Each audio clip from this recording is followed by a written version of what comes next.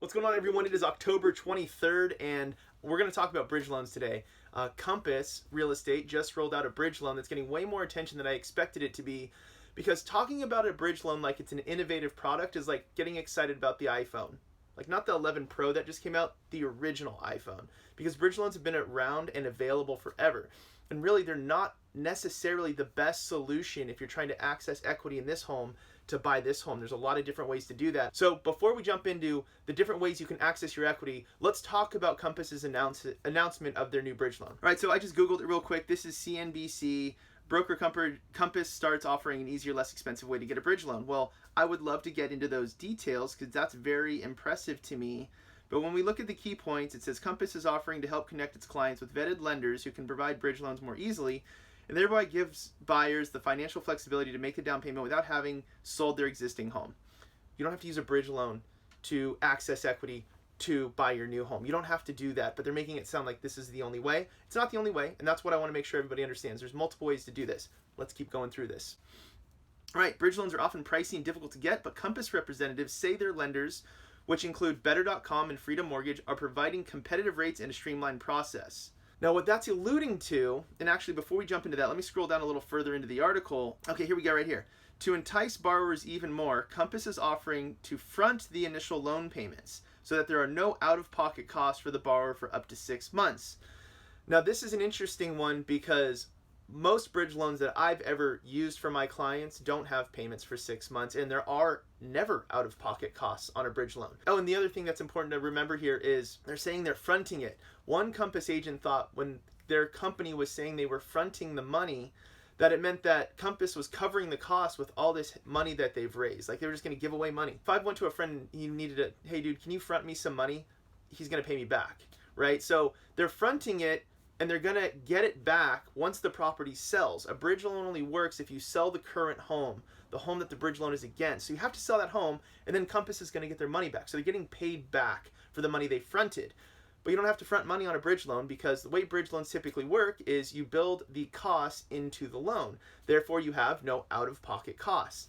We have to understand the difference between costs and out-of-pocket costs. There are always costs. If you're not coming out of pocket, it means you didn't write a check. It means you didn't put up cash. It means it didn't come from your account.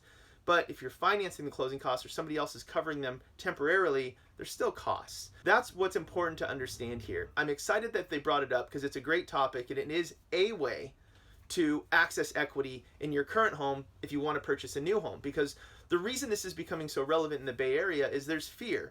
People want to sell their home. They have a ton of equity, but they're scared. What if I sell my home and I can't get into my new home soon enough? Or, if I make a contingent offer, it's not going to get accepted. That's what I keep hearing. Well, it's not necessarily true. So number one, in the Bay Area, the market is shifting, and I have had multiple contingent offers accepted. And what contingent offers are is one way to buy one home without selling your other one first. So the way you do that is you just go, hey seller, I'll buy your home. It just, as long as I sell mine, we'll just close them together. How's that sound? That's a contingent offer. It was a very standard way of doing things. So the other way of doing it is a bridge loan. So a bridge loan, you're taking a loan out of your current home, and then it's giving you money to put into purchasing this new home. There's different ways of doing that, and a bridge loan is not the best way. So the reason we think bridge loans are the best way is because we always think that more down payment equals a better deal, and that's not the truth.